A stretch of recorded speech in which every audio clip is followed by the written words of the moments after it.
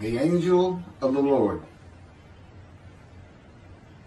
Rashi says in his introduction to Zechariah chapter 1, the prophecy of Zechariah is extremely enigmatic because it contains visions resembling a dream that requires an interpretation.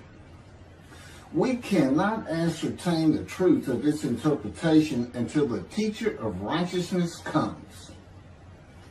Nonetheless, I will put my heart to recounseling the verses one by one, according to the interpretations that resemble it, and follow the interpretation of Jonathan. This is God's test for the Jewish people, in particular the Jewish leaders. God's test of who the descendant of David is. The man described in Isaiah 53, the teacher of righteousness. That's who Rashi, known as one of the first rabbis to say that Isaiah 53 described the people, the Jewish people, as the patriarch Israel. Then here he is in Zechariah, saying we got to have to know the truth of at least chapter 1 of Zechariah, to know its truth, because we can't do it. And no Jewish man, religious, academic, commentator, or otherwise, has ever had the answer to this. And yet this video is going to give it to you. Why? I'm a teacher of righteousness. This is Zechariah chapter 1, verses 7 through 12. That's the preamble that Rashi leads into before he starts his commentary. And this is in midrash form. That's where I take parts of a verse and interpret each in individual segments. Verse 7. On the 24th day of the 11th month of the second year of Darius, the month of Shabbat, this word of the Lord came to the prophet Zechariah, son of Berechiah, son of Edo. This word of the Lord. This verse continues with, in the night I had a vision, which is not a word of the Lord. The word of the Lord coming to Zechariah means the messenger of the words of God has come to Zechariah, who is the angel of God's presence, and the word of the Lord. Literally, that's his name. He has alighted upon Zechariah to bring a vision from God. Not a word, a vision. Verse 8. In the night I had a vision. I saw a man mounted on a bay horse standing among the myrtles in the deep, and behind him were bay, sorrel, and white horses. In the night I had a vision. There's a man on a horse standing in the myrtles. He is later referred to as the angel of the Lord, standing in the myrtles. The angel of the Lord alights upon and enters men, and my name, Hashem, is in him and can speak through the man. Zechariah has an angel with him who is his guide in the vision. The deep is like a valley Zechariah is looking down on, filled with myrtle trees, and then an open area below that is where the bay, sorrel, and white horses are. Verse 9. I asked, what are those, my Lord? And the angel who talked with me answered, I will let you know what they are. What are those, my Lord? Zechariah is not talking to the angel. That's an angel. It's not my Lord. Who answered, but who never lets him know what they are. he is asking the man standing among the myrtles on a bay horse about the horses in the open area and calls him my Lord. Verse 10. Then the man who was standing among the myrtles spoke up and said, these were sent out by the Lord to roam the earth. Then the man who was standing among the myrtles spoke up and said, again, this is midrash form. Okay, so the man standing in the myrtles answers the question of Zechariah, not the angel who is with Zechariah. Verse 11, and in fact, they reported to the angel of the Lord, who was standing among the myrtles. We have roamed the earth and have found all the earth dwelling in tranquility. And it's just like a dream. We have horses talking. You know, there could have been birds. Anything that can go far and go a long ways out and then come back. In this case, for this story or for this dream that was given to Zechariah, it's horses. And in fact, they reported to the angel of the Lord. They who reported are the horses who have gone to and fro throughout the earth, and they spoke the report to the angel of the Lord, who was standing among the myrtles. The angel of the Lord, who was standing among the myrtles, has alighted upon and entered the man standing amongst the myrtles. The angel of the Lord is using this man as his visible presence. You cannot see the angel of the Lord. Just as he once used a burning bush for his visible presence, and God spoke through him to Moses. Not just as his visible presence, he also used the man to say, these were sent out by the Lord to roam the earth. In other words, it sounded like the answer was coming from this man. But it's coming from the angel of the Lord, and God is in that angel, his presence. Because that's the angel of his presence. You can find that in Isaiah chapter 63. I don't recall the verse. I never see anything on the angel of his presence. Wherever God's presence is, the presence that enters the temple, I never hear any mention of the angel that has to be with him. Why? It's the angel of his presence, who is the angel of the Lord. Yeah, I believe, and I'm not certain about this, but I've heard it at least one or two times, and that is Christianity believes the angel of the Lord is Jesus Christ. Thereupon the angel of the Lord exclaimed, O Lord of hosts, how long will you withhold pardon from Jerusalem and the towns of Judah, which you placed under a curse 70 years ago? Thereupon the angel of the Lord exclaimed. Okay, so the angel of the Lord exclaimed through the man. Zechariah heard the words come from the man standing in the myrtles. It is the only way Zechariah could have heard the words. The angel of the Lord can only speak to the man he has alighted upon. Ezekiel describes this as, a spirit entered into me and set me upon my feet, and I heard what was being spoken to me. O Lord of hosts, how long will you withhold pardon from Jerusalem and the towns of Judah, which you placed under a curse 70 years ago? The following verses are from the book of Isaiah regarding this curse. Isaiah chapter 43, verse 2. So I profaned the holy princes. I abandoned Jacob to proscription and Israel to mockery. That, of course, is God speaking. The profaning of the holy princesses is God's prophecy of the banishment of King Jeconiah and all his offspring from ever ruling over Judah and Jerusalem again.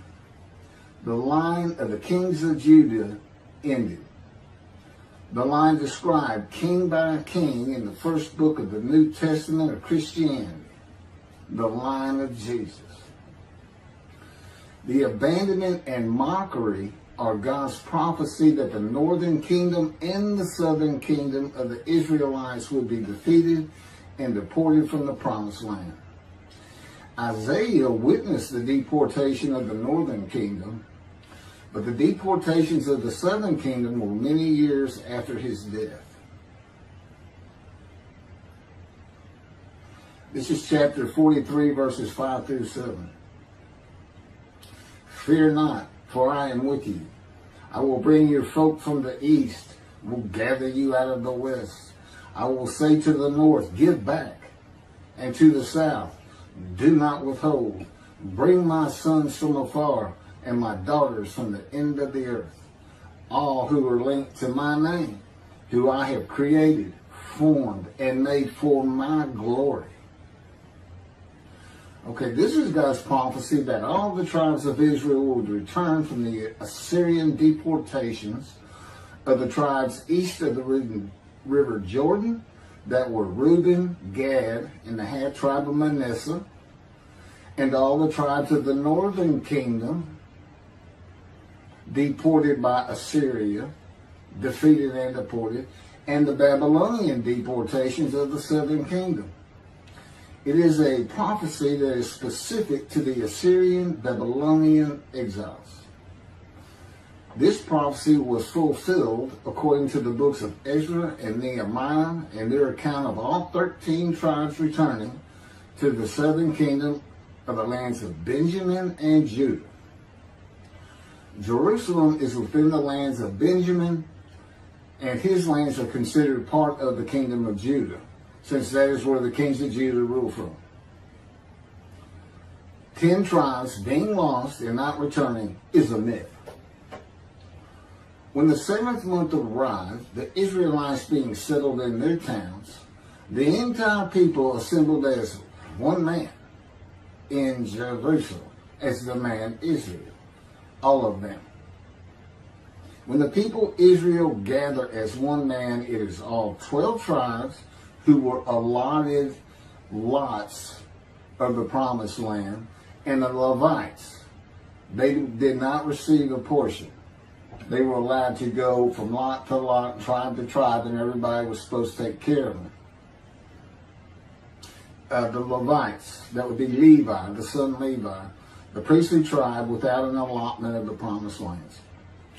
Judahites and Benjaminites alone are not Israel, though all references to Israelites would include them. All of Israel had returned together to Jerusalem and Judah, mindful of the imported Gentiles in the northern kingdom, imported by the Assyrians, many of whom tried to stop the building of the second temple. This is why everybody returning, all 13 tribes, all went to Judah. The northern kingdom was occupied by Gentiles, I would assume Assyrians and Arabs.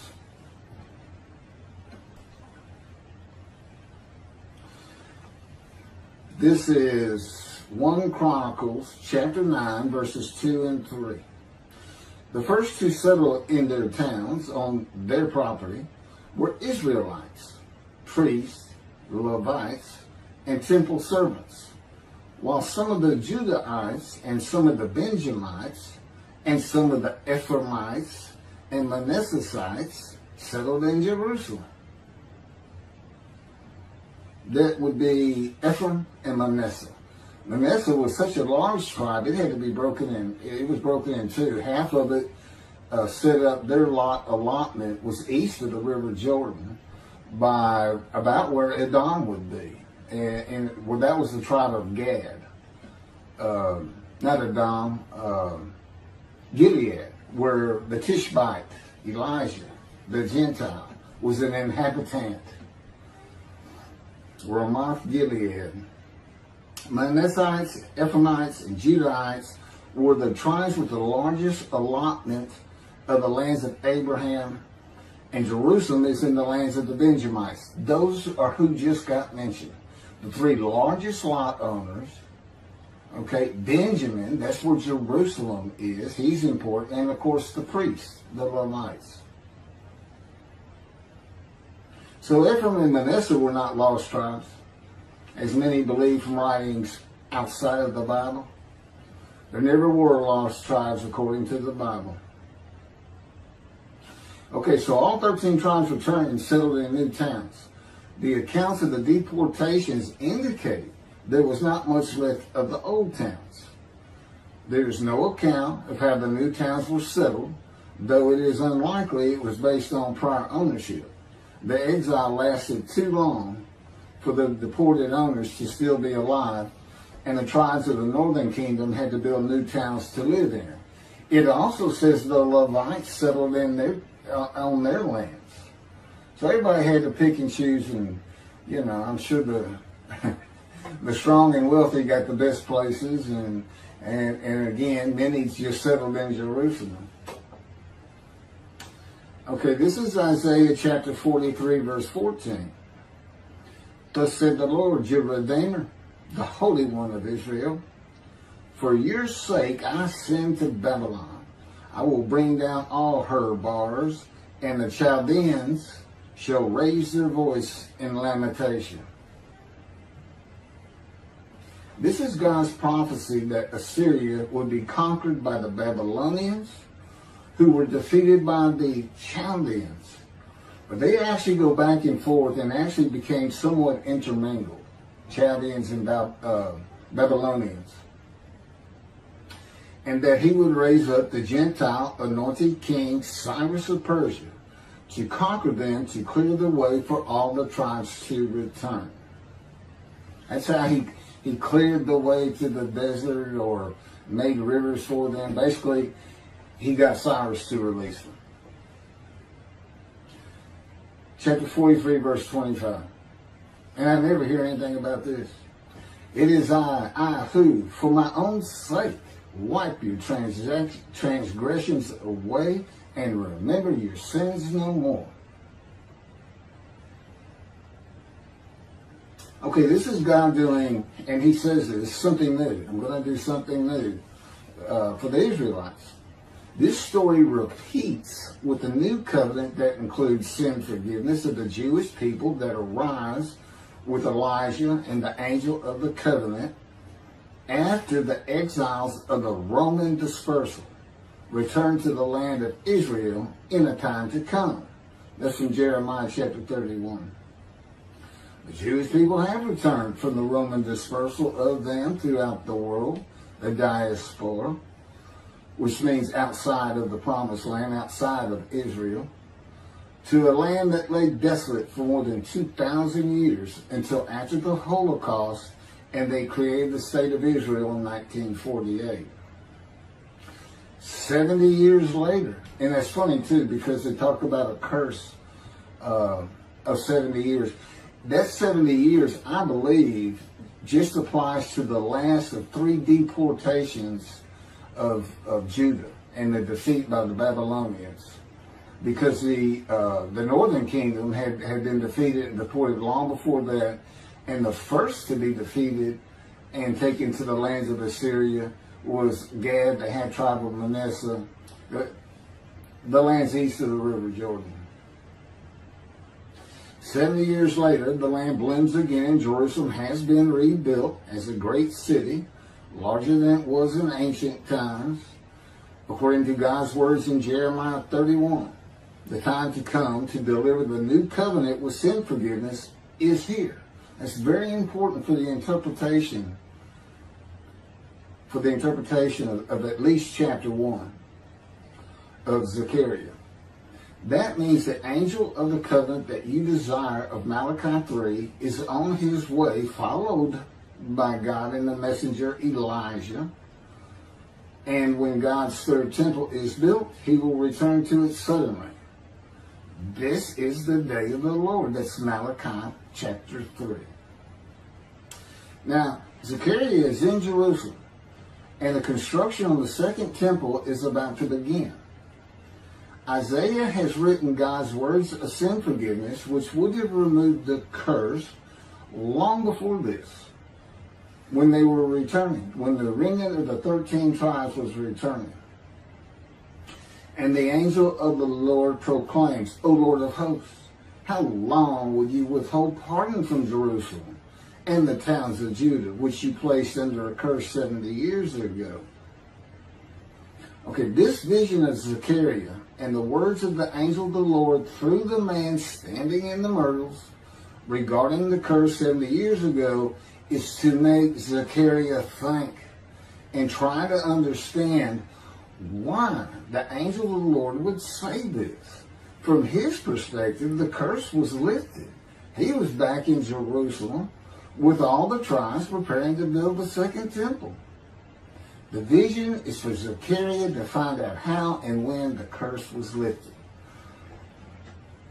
And that's important today, because this is the day of the Lord. The new covenant is here, and every single Jew throughout the world is forgiven of their sins right now. And that message has been given to me to be delivered. And it's not getting out there. It's just not getting out there, and that's what happened here. Because if you read Ezra and Nehemiah, it's clear they had no idea that their slates had been claimed. And sin and continue. Once you know that God has just said, okay, I'm not going to remember any of that. Let's all start fresh. I'm here with the covenant of friendship. Let's everybody start being observant Jews. Okay? Which would include going to Yom Kippur. Having a slate clean does not mean you have a lifetime now of sin forgiveness. The books of Ezra and Nehemiah reveal, this is how God had me write it down. This is from the book, Isaiah 53, in the day of the Lord, that was dictated to me. The books of Ezra and Nehemiah reveal that the 13 tribes did not know they had been right. We had to wait for the teacher of righteousness to know. And this is another thing I never see in this Messianic era that is taught, that is coming, is that God is with the descendant of David as he was with Moses. I mean, just right there with him.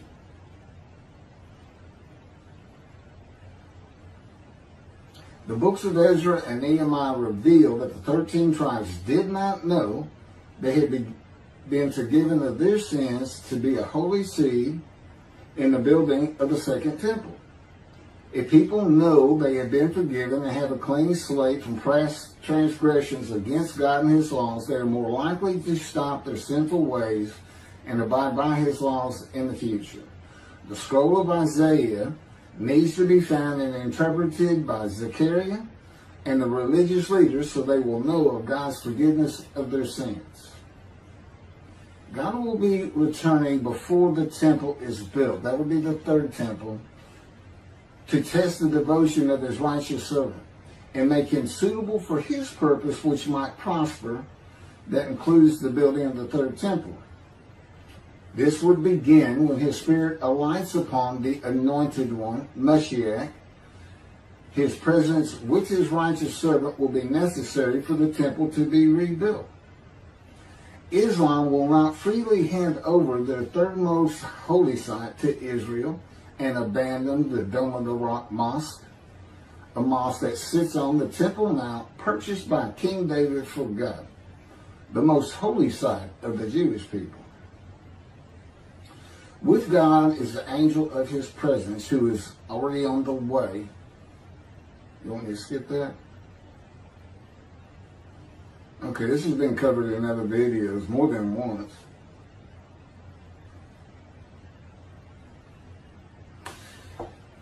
The prophet like Moses will have other similarity to Moses beyond writing God's words at his command and direction. As this was written, at God's command and direction, I typed those words. To the greatest degree possible for any human being, Moshe's identity and existence became one with the Creator. Now that's who you're looking for when you say the prophet like Moses. It's not Joshua. I've heard that one, which is, it says right there on that page, there's never been another prophet like Moses. Well, his attendant Joshua standing right there, if that's, anyway. Moshe's identity and existence became one with the Creator. I don't think you can say that of Joshua. I don't think you can say that of any man until the Spirit of God alights upon him in chapter 11 of Isaiah. He surrendered himself to God to the extent that our sages say the Shekinah, divine presence, which is the angel of his presence, who is the Holy Spirit. He's an angel, and his body is not human form with wings. His body is the Spirit of God.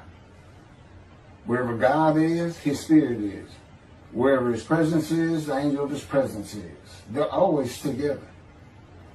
So when they alight upon a man and say, okay, we have tasks for you, that man immediately becomes a man in divine beings.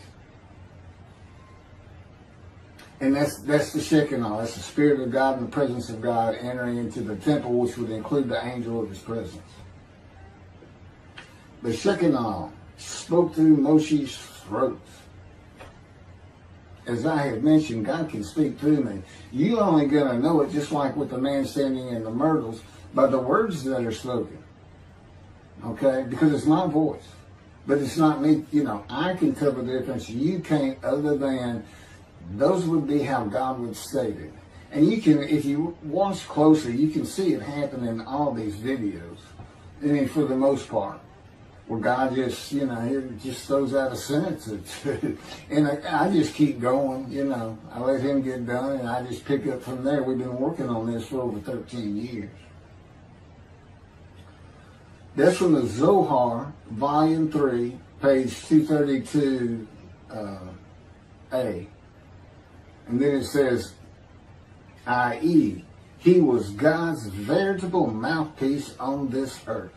That's from the Sefer Hashikos 5749, Volume 1, page 290, and a footnote. The prophet, like Moses, will also have the answer to these questions. Quote, the great Jewish philosophers try to understand the question of how Moses heard God literally, some insisting that God spoke actual words and Moses heard them with his ears, while others suggest that God's speech was communicated silently to Moses' intellect and only uttered in sound by Moses himself. Maimonides, Rambam, even as he affirmed the communication between God and Moses as a fundamental Jewish belief, ultimately conceded the mysteriousness of that process. The entire Torah reached Moses from God in a manner which is figuratively described as speech, but no one has ever known how that took place except Moses himself, whom that speech reached. That's commentary on the Mishnah, Sanhedrin, chapter 1. Well, I have the answers, and I've been telling you the answers. God is in his Spirit. Spirit enters into you, because we find it in Ezekiel. There's where God tells you. God was telling Ezekiel, get up on your feet. Ezekiel says, at that very moment, a spirit entered into me, and I could hear the words of God. There it is. When he enters him. Now, he's not hearing that through his ears. There's the first question answered. It's not to your ears. And there is a silent knowing. That's what we call it, what God has taught me. Now, generally, I just hear words as though they came in through my ears and they're in my mind, as though my eyes and my ears had perceived. But he can put just knowledge into my mind without uttering a word. And it's kind of can be pointed out easiest with when he comes to a man, and like he came to Samuel, and Samuel just says, here I am. It's as though before he speaks to you, and this is what happened with me, he put in a knowledge in my mind that the God of creation was about to speak to me. And so when he did speak, it was as though he had always been there speaking to me. Not unlike how Adam would have felt.